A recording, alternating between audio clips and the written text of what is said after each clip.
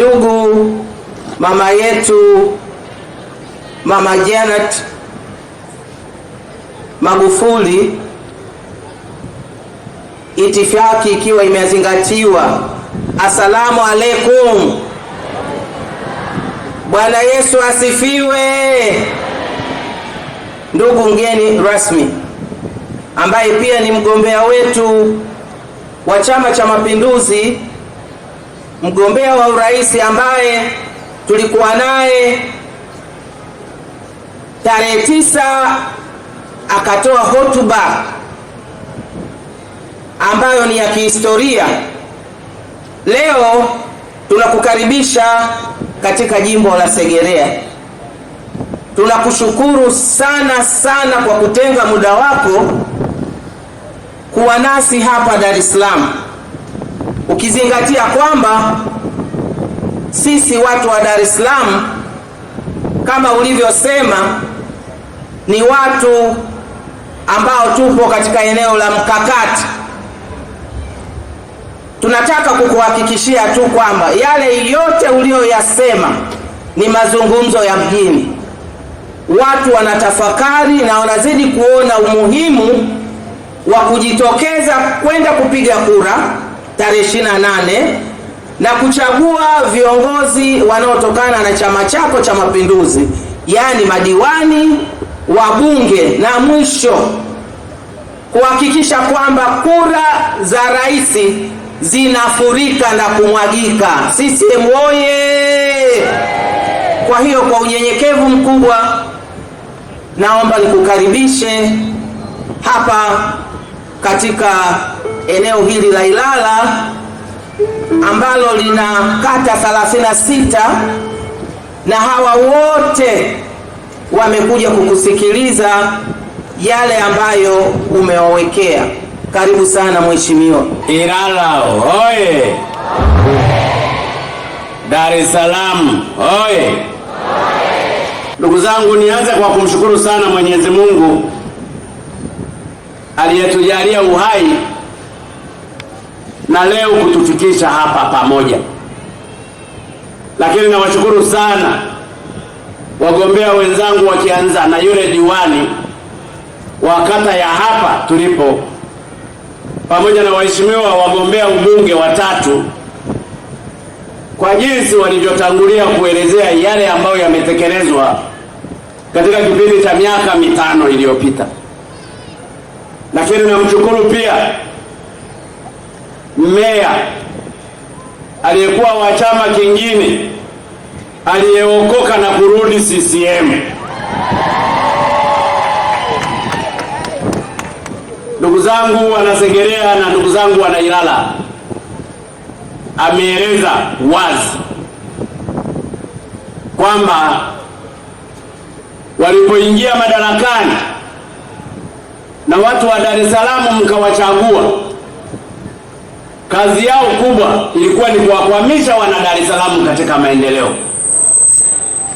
Nimesikitika sana kwa sababu nilikuwa ninajua hayo yanafanyika, lakini ninamshukuru huyu kwa sababu amekiri na ametubu.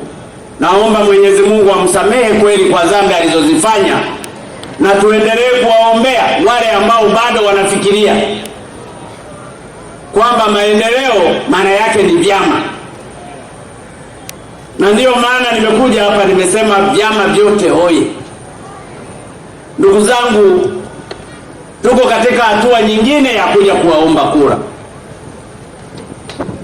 Miaka 5 iliyopita tuliwaomba kura vile vile wana Dar es Salaam kwa hotuba iliyotolewa na aliyekuwa meya. Ninafikiri mmejifunza. Wangapi wamejifunza kutokana na hotuba hiyo?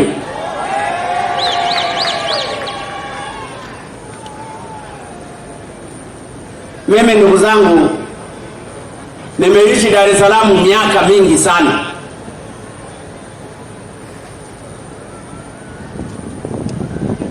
Miaka yangu ya uwaziri ni miaka 20, yote nilikuwa Dar es Salaam.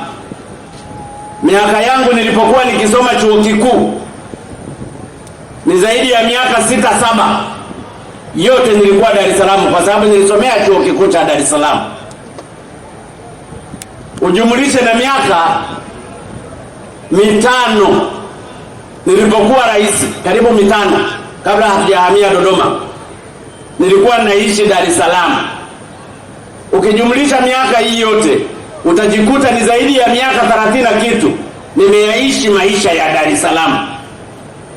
Kwa hiyo shida za Dar es Salaam ninazifahamu, matatizo ya wana Dar es Salaam, hata wenye maisha ya kweli, maisha ya chini, ninayafahamu. Lakini hata mke wangu amezaliwa Ukonga, baba yake alikuwa askari. Kwa hiyo mkiniona nafatafata amri, ni amri za baba yake. Ametangulia mbele ya haki na alikuwa FFU. Sasa uone, nilienda kuoa kwenye kambi, mahali penye amri. Kwa hiyo ninachotaka kuambia ndugu zangu, Dar es Salaam ninaijua. Nilipokuwa nikiomba urais na ahadi nilizokuwa nikizitoa, nilikuwa nina imani nazo kwamba wananchi wa Dar es Salaam, wananchi wa Ilala, wananchi wa Segerea, wananchi wa Ukonga wakitusikiliza, nataka kuibadilisha wilaya hii ya Ilala pamoja na Dar es Salaam yake yote. Hayo ndiyo yalikuwa malengo yangu, na hili nawaambia kwa uwazi bila kuwaficha ndugu zangu. Baada ya uchaguzi, yako maeneo mlipochagua wana CCM, lakini yako maeneo ambayo mliyachanganya. Mumemsikia Mheshimiwa Zungu, jimbo hili mlichanganya. Nasema uongo ndugu zangu? Mkawa mmenipa break ya kufanya kazi. Ni kama mmenichagua mimi nenda, halafu huku mmenifunga miguu. Hamkunipa uhuru wa kufanya kazi. Mimi ninafahamu maisha ya Wanasegerea yalivyokuwa. Ninafahamu mlivyokuwa mnahangaika kwenye daraja la Mbezi pale la Kinyerezi. Lilikuwa kila mara likichukuliwa, baadaye tukaweka la Bailey Bridge la chuma. Bado nalo wakati fulani ikanyesha mvua ikalisomba. Watu wa kule wakawa wametenganishwa na watu wa huku. Barabara hii ya kwenda mpaka kule ilikuwa ni changarawe. Barabara ya kuteremka chini ilikuwa ni changarawe. Tukaweka kilomita 10 za majaribio za Watersea. Barabara hii yote haikuwa ya lami. Hata nyumba hizi zote, maendeleo ya bioski na maduka hayakuwepo. Nasema uongo ndugu zangu? Nasema uongo Wanasegerea? Leo mabadiliko yamepatikana, lakini yamepatikana kwa shida sana, kwa sababu ukipeleka fedha kwenye halmashauri iliyokuwa ikiendeshwa na wenzetu wapinzani, wanapinga maendeleo, lakini mliwaweka ninyi. Hata ile stendi ya Mbezi Luis ilichukua miaka kadhaa kumpata mkandarasi. Ilibidi niingilie kati kwa kulazimisha. Sasa ninajua Wanasegerea, wana Ukonga, wana Ilala, mumejifunza vya kutosha. Kufanya kosa ni kosa, lakini kurudia kosa ni kosa kubwa. Ninawaomba katika miaka yangu 5 iliyobaki, munipe kura nyingi za kutosha, lakini mnichagulie waheshimiwa wabunge hawa wa CCM, lakini mniletee waheshimiwa madiwani, alafu muje mniulize kitu gani kimekwama kukitekeleza. Na mimi ninawaomba Watanzania wote vyama vyote ndugu zangu. Maendeleo hayana chama, maendeleo hayana kabila. Ninajua maeneo haya, kwa mfano ya Ukonga, Wakurya wako wengi. Nasema uongo? Amang'ana Mbuya au Amang'ana Gasarikire. Ninajua hata Wachaga wako hapa, Shimboni Mai, Shimboni Shavu. Ninajua hata Wapare wapo, Urewedi, Nyamathiki, Kitu ni Mshombe. Hata Wagogo hapa wapo, Mbukweni, Masinduka, Mkoliachi, Madodo. Hata Wasukuma wapo, Mwadera wapo, Mlemara. Hata Wazalamu wapo, wao ni Asaramareku. Kila kabila liko hapa. Hata Wamtwara wapo, Mtwara Kuchere. Unaweza ukaiona Tanzania ilivyo. Na ndiyo maana ninakuja hapa ndugu zangu kuwaomba sana, tujenge umoja wetu. Taifa letu hili wanalionea gere wengi, na nitawaambia kwa nini wanalionea gere. Kwenye miaka ya nyuma 1885 mataifa ya Afrika yaligawiwa kwa wazungu, yakagawanywa kila kipande. Sisi kuna wakati tulitawaliwa na Wajerumani, baadaye tukatawaliwa na Waingereza. Miaka mingi tulikuwa wapagasi, tulikuwa vibarua wao. Ikatengenezwa Tanzania kama eneo la kutengeneza raw material. Ukilima katani, iende kwenye viwanda vyao kule wakatengeneza ajira. Ukilima pamba, utasafirisha pamba kupeleka Ulaya, na soko lilikuwa kule Manchester. Ukishapeleka bidhaa yako raw material, umeshapeleka ajira kwao.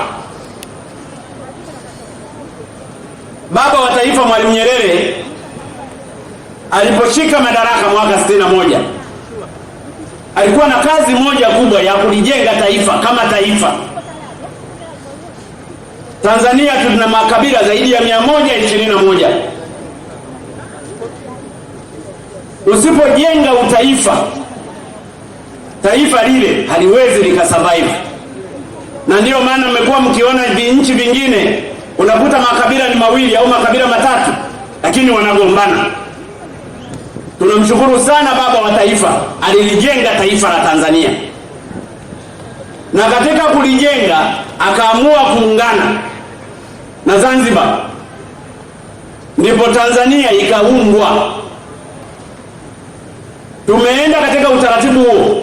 Lengo lilikuwa ni kulijenga kwanza taifa, kila Mtanzania atambue kwamba yeye yuko kwenye taifa huru. Kuwa huru ni kitu kimoja, lakini kuwa huru kiuchumi nalo ni swala jingine. Baba wa taifa ameingia, amefanya kazi miaka yake zaidi ya 20 na kitu.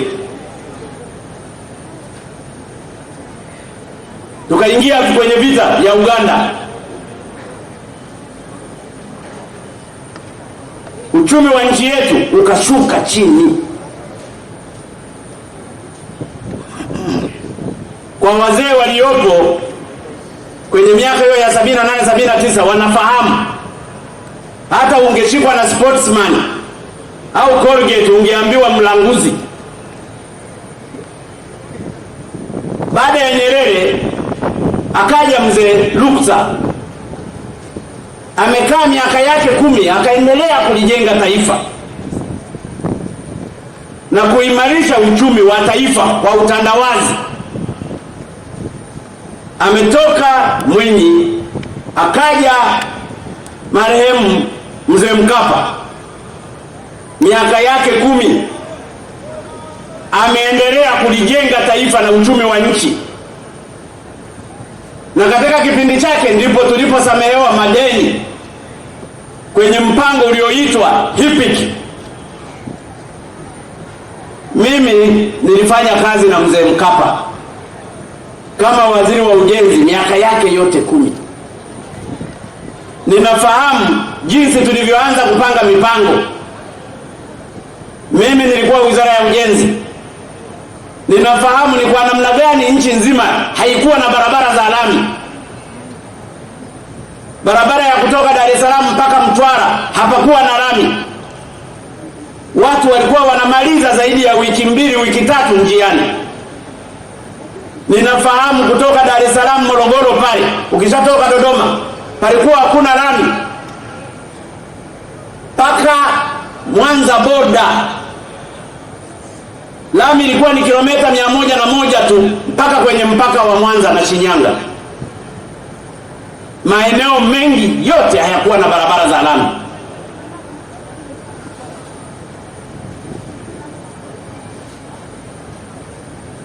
Baada ya mzee Mkapa miaka yake kuisha, akaingia mzee Kikwete. Mimi pia nilikuwa waziri katika serikali ya Kikwete. Ninafahamu changamoto alizozifanya katika kulijenga taifa hili. Wala sikujua mimi kwamba siku moja nitakuwa rais, na wala sikutegemea kuwa rais. Baada ya Kikwete, aliyefuata ni Magufuli.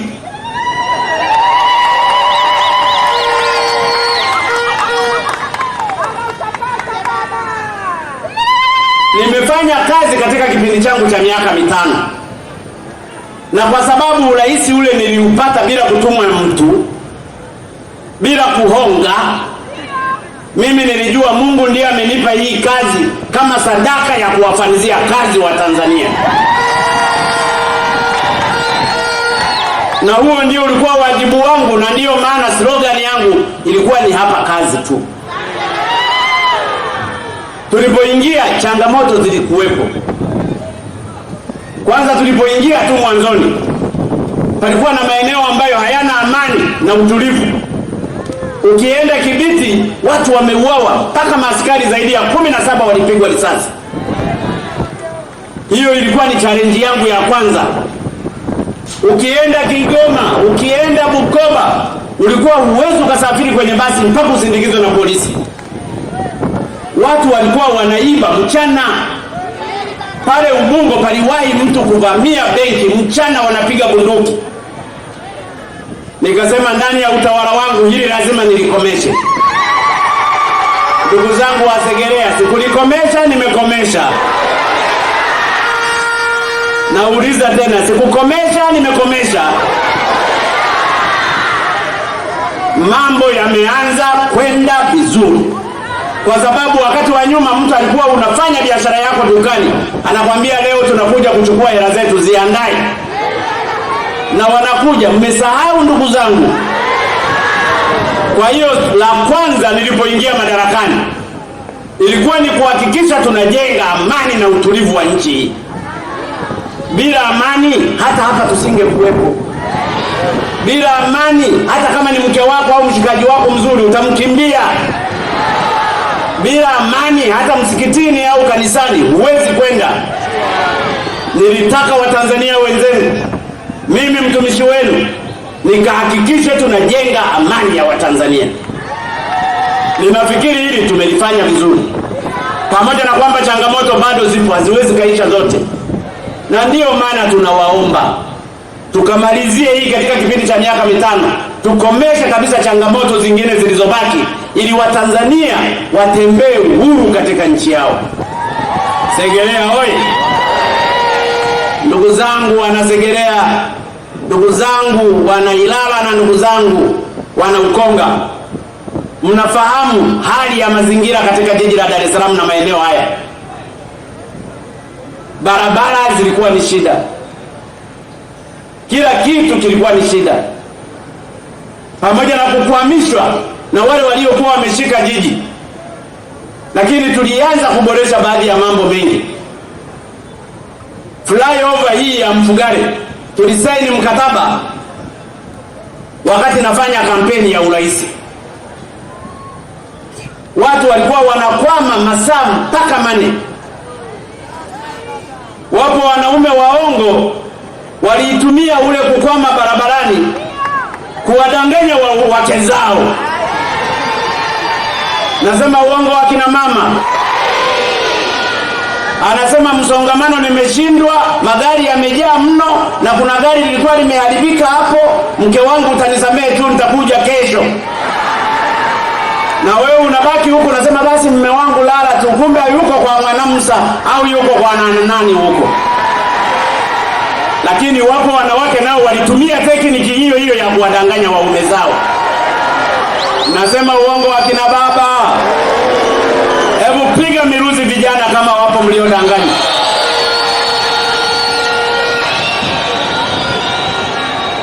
Lakini wako hata watoto wetu wanafunzi waliopata mimba kwa sababu ya foleni. Nasema uongo? Na katika utafiti uliofanywa na Benki ya Dunia, jiji la Dar es Salaam lilikuwa linapoteza bilioni 4 kila siku hasara kwa sababu ya msongamano. Nikasema hili haliwezekani. Lazima maeneo haya tuyawekee mkakati mzuri, na hasa kwa sababu nimekuwa waziri katika kipindi cha Kikwete na kipindi cha Mkapa. Ndio maana mnaiona sasa miradi mingi inafumuka. Unaona Ubungo interchange inatokea, barabara za gorofa, mtu anajua tu hapa ni Ulaya. Tukaanza treni ya Mwakembe katika jiji hili, inabeba watu zaidi ya 1,700 kwa trip. Kwa mwaka wanabeba watu zaidi ya milioni 6. Tukaanza kutengeneza infrastructure za mabarabara, na ndipo kuna mradi huu wa GMTP ambao thamani yake ni bilioni 660 kwa ajili ya Dar es Salaam peke yake. Mradi huu bado unaendelea, na ndiyo maana ndugu zangu Wanasegerea, Wanaukonga na Wanailala, tunakuja tena kuwaomba kura ili katika kipindi cha miaka 5 inayokuja tufanye maajabu katika majimbo haya ambayo leo niko hapa. Ninafahamu ndugu zangu, yako mambo mengi yamefanyika katika majimbo haya, yameelezwa. Hata swala la wajasiriamali limeelezwa. Sio siri, wajasiriamali Dar es Salaam waliteseka sana. Ukienda Manzese pale wanafukuzwa, wakienda Ukonga wanafukuzwa, wakienda Idima jumba ngapi wanafukuzwa. Walikuwa kama watumwa katika nchi yao. Ukikutana na mgambo, nafuu kukutane na simba kuliko kukutana na mgambo. Nasema uongo wa kina mama? Ukiwa na viazi vyako vinamwagwa, ukiwa na uji wako wanaunywa,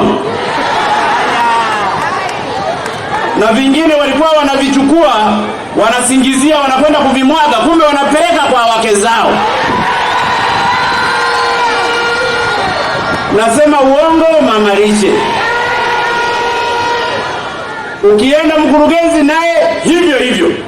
Hapa hapatakiwi, hapa ni barabarani. Mkitafuta mahali pazuri mnasema hapa ninyi hampafai kufanya biashara. Paka hawa wajasiriamali wakanajiuliza, wao si wa Dar es Salaam? Ikawa kana kwamba watu wa Dar es Salaam wako special, watu wengine wa kawaida hawataki kuishi Dar es Salaam. Nikasema hili ni dogo, ninalitafutia dawa, na dawa yake nikatengeneza vitambulisho. Na ni mimi mwenyewe Rais wa Jamhuri nilishiriki kutengeneza vitambulisho hivi, na nikasema ni vitambulisho vya rais kwa sababu hakuna atakaye vinyanyasa. Tukawagawia kwa shilingi 20,000 kwa mwaka. Mlikuwa mnalipa 1,000 kila siku. Ukizidisha kwa mwezi ni 30,000. Kwa mwaka ni 300,000 na karibu na 60,000. Mahali pengine mlikuwa mnalipa 2,200. na bado unaweza ukahamishwa au vikapigwa teke vitu vyako. Nikasema watu hawa wanyonge na ndio walionipigia kula, ni lazima niwatafutie utaratibu wa kuishi katika nchi yao bila kunyanyaswa. Nikatoa vitambulisho hivyo. Ndugu zangu, kukitengeneza kitambulisho kina gharama yake. Tukahesabu hizo gharama, nikasema hizo 20,000 tu. Ukishavaa kitambulisho chako utafanya biashara, sio Segerea tu. Hata ukitaka kwenda Mtwara utafanya, hata ukitaka Mwanza utafanya, hata ukitaka kwenda Ukerewe ni hicho hicho, hakuna mtu wa kukuuliza. Kweli ndugu zangu, nilifanya vibaya kuwapa vitambulisho?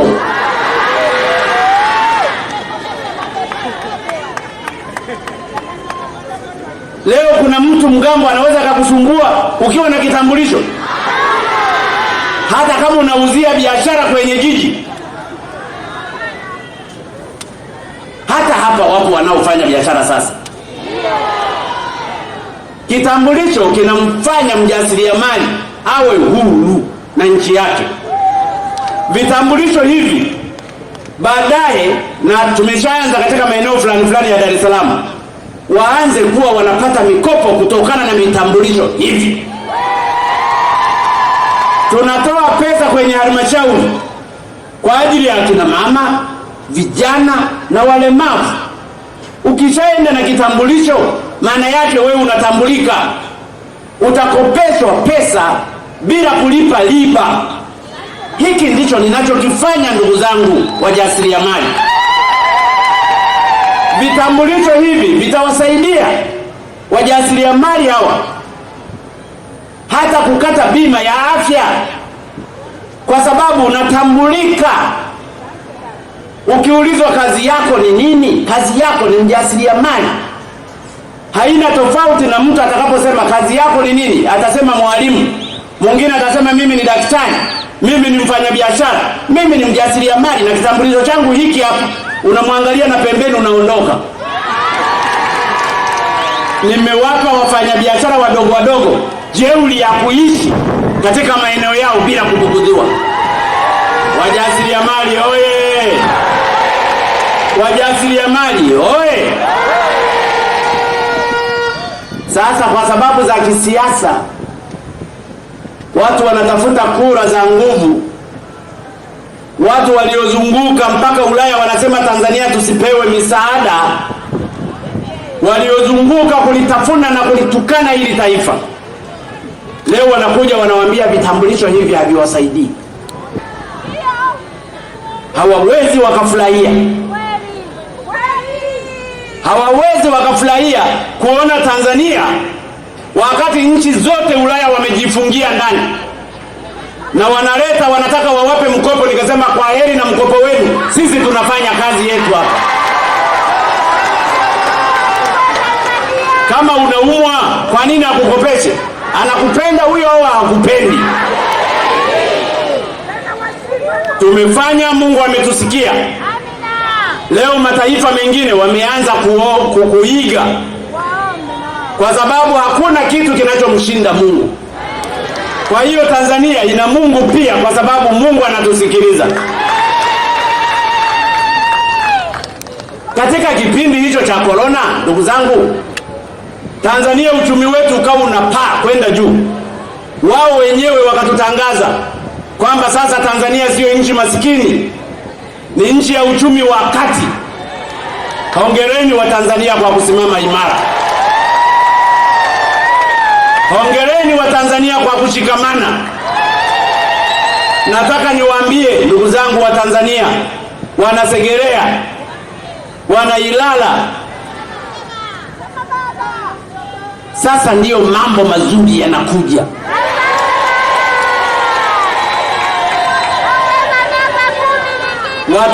Watatumia mbinu za kila aina. Watatuma masariti wa nchi, watazunguka wengine kututukana, lakini mimi na imani wa Tanzania tuko pamoja na Mungu wetu kwa ajili ya kuikomboa nchi yetu kiuchumi. Na ndiyo maana ninawaomba ndugu zangu wa Segerea, ndiyo maana nasimama hapa ndugu zangu wa Ukonga na ndugu zangu wa Ilala, tusimame imara kama taifa, tusibaguane. CCM, Chadema, Kafu, UDP, sisi wote ni Watanzania. Makabila yote na dini zote, sisi ni Watanzania. Tuko kwenye vita ya uchumi wa kulitengeneza taifa. Unapokuwa na kocha mzuri akapandisha timu yako kutoka daraja la pili mpaka daraja la kwanza, unamtoa huyo kocha au unaendelea naye? Mimi sio kocha mzuri ndugu zangu. Wangapi watanipa kura basi, wananchi mliopa?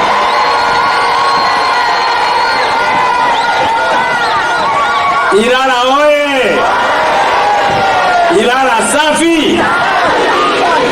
Na ndiyo maana ninawaeleza ndugu zangu, wilaya ya Ilala iko katikati ya jiji, ina watu wengi, tuna changamoto nyingi. Changamoto hizi zinatakiwa kutatuliwa na sisi wote, na ndiyo maana ninakuja hapa ndugu zangu wana Ilala, bila kuangalia vyama vyenu. Muniletee wabunge hawa, ndugu Zungu, ndugu Bona, ndugu Sila, ili nibaki na deni kwenu. Muje muniulize kwamba ulituomba tukupe hawa wabunge, tumekupa. Ulituomba utupe madiwani hawa, tumekupa. Mbona hiki na hiki na hiki hakijafanyika?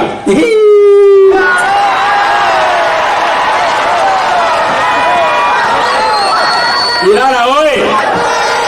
Nileteeni ndugu zangu, mimi ninawajua hawa. Wamepitishwa vizuri, wamechujwa kwenye kamati kuu, wamechujwa kwenye neki, wamechujwa kwenye mikoa yao, wamechujwa kwenye wilaya zao. Lakini pia mmewachuja ninyi. Nipitishieni haya, ili dhamira yangu na upendo wangu nilionao kwa wana Dar es Salaam niweze kuutimiza vizuri bila vikwazo. Tumetoka mbali sana, na mambo yako mengi. Nilikuwa najaribu kuangalia hapa,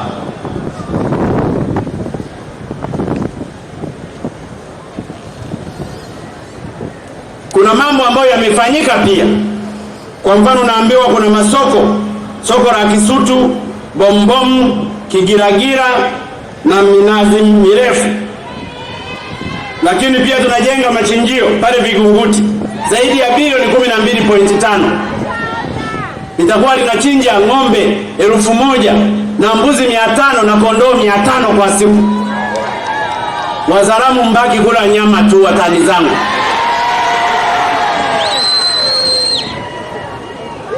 Katika miaka mitano pia tumeanzisha usafiri wa kutoka mjini kwenda maeneo ya Ukonga, Gongo la Mboto hadi Pugu. Na kuanzishwa usafiri huo kumesaidia na kupunguza shida za usafiri kwa wananchi wa Ukonga, Gongo la Mboto pamoja na Pugu. Katika miaka mitano inayokuja haya tutayaboresha zaidi. Lakini pia maflyover ndiyo yapo, na katika miaka mitano inayokuja tunajenga maflyover zaidi ya 11 katika jiji la Dar es Salaam.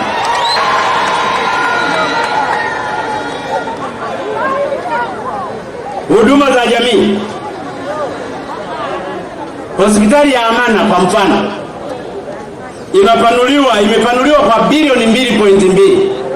Huduma nyingi sasa zinafanyika pale, ikiwemo kujengwa kwa wodi ya mama na mtoto, Tumejenga pia hospitali ya Chanika kwa gharama ya shilingi bilioni 8.8. Ujenzi wa hospitali ya wilaya ya Kivule na unaendelea.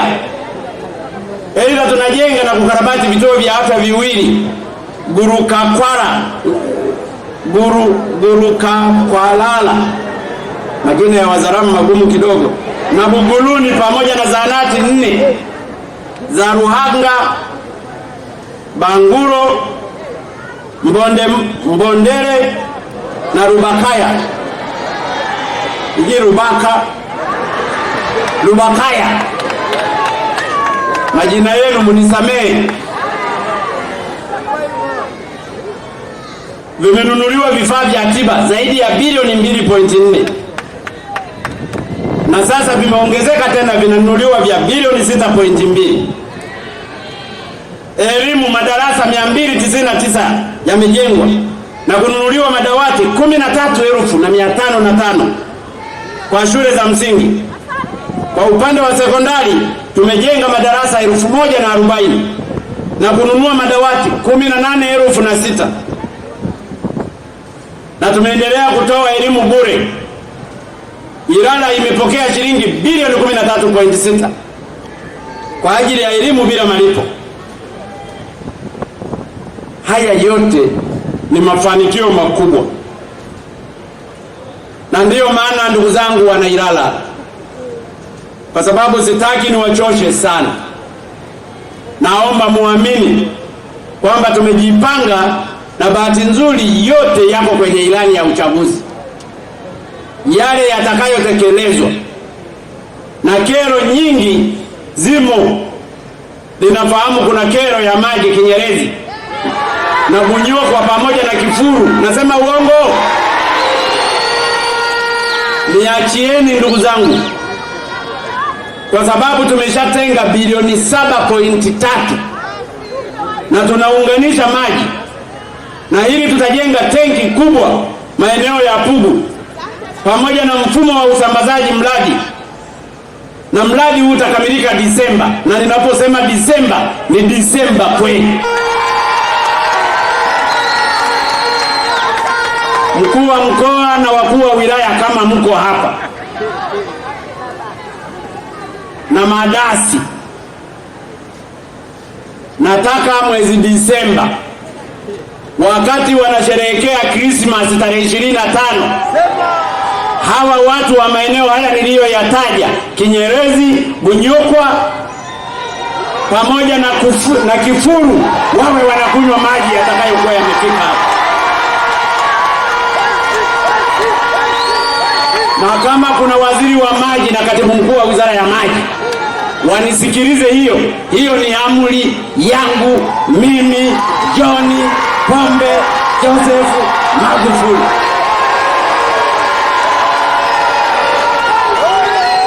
Ilala oye! Ilala oye! Nimejipanga pia kusaidia vijana, kwa sababu 65% ya Watanzania ni vijana. Vijana wanakosa ajira, vijana wanadharaulika, wengine wamemaliza hata kusoma lakini hawapati ajira. Ninataka katika miaka 5 inayokuja swala la ajira nilishughulikie kwa nguvu zote. Kama tumeweza kujenga maflyover, tumeweza kununua ndege, tumeweza kununua meli, tumepandisha uchumi mpaka uchumi wa kati, siwezi nikashindwa swala la ajira kwa vijana ambao ndio tegemeo la kesho la taifa hili. Vijana oye! Hebu piga miruzi vijana niwasikie.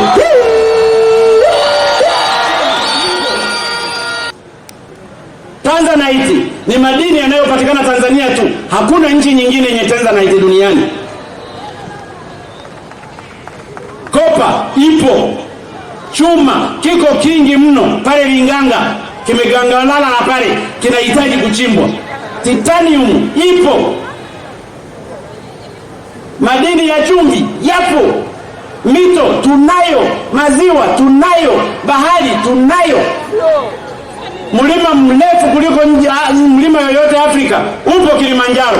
Hata mti mrefu kuliko miti yote iko Tanzania. Hata wanawake warembo na wanaume warembo kuliko wote wako Tanzania. Tanzania oye! Tanzania oye! Kwa hiyo tunataka kwenda mbele. Ninachowaomba ndugu zangu wana Ilala, hebu tuelewe mahali tunakotoka, tuelewe mahali tulipo, na tuelewe mahali tunakoelekea. Tusije tukachanganywa hapa tukapoteza direction, tukapoteza mwelekeo.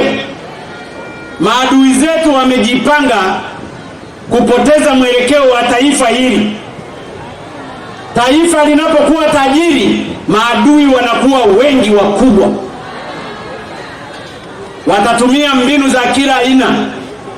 Naomba msimame imara. Mimi nawaeleza na ukweli utabaki kuwa ukweli.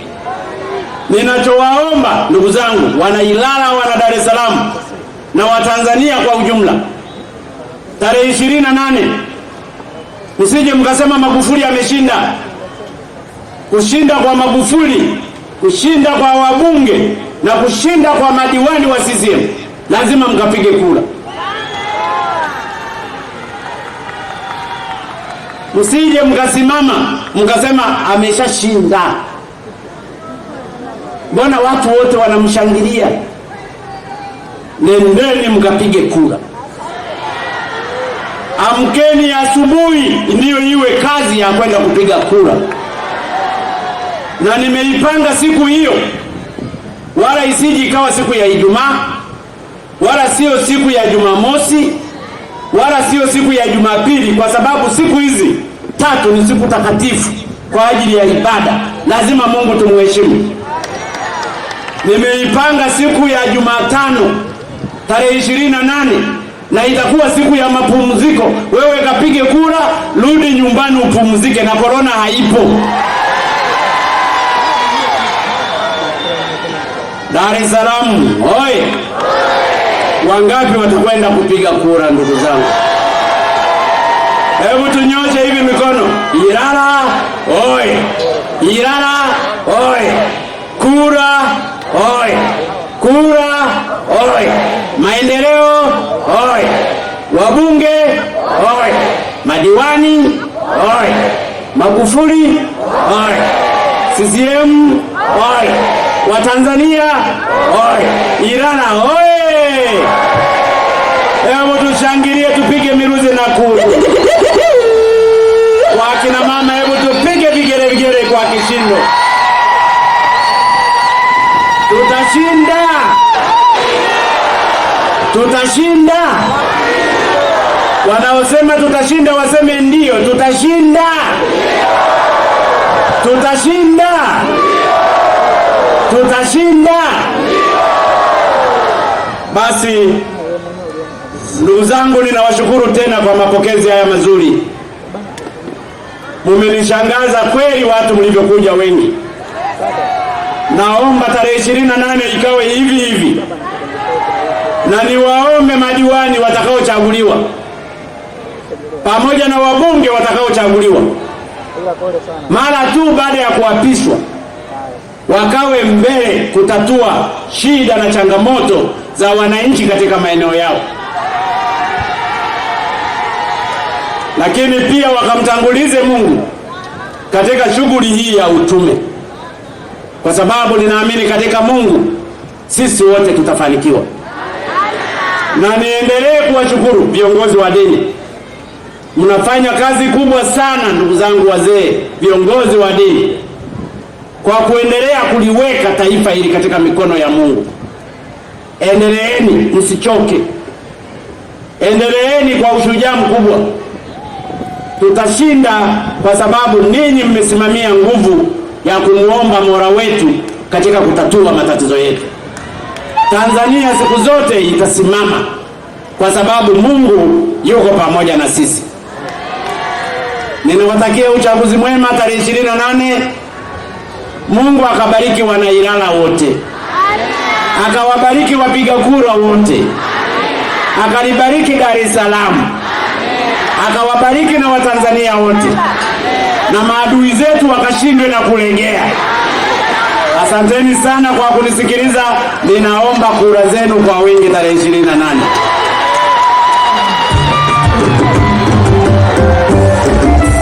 Kazi zinazofanywa na awamu ya 5 zikiongozwa na Rais John Magufuli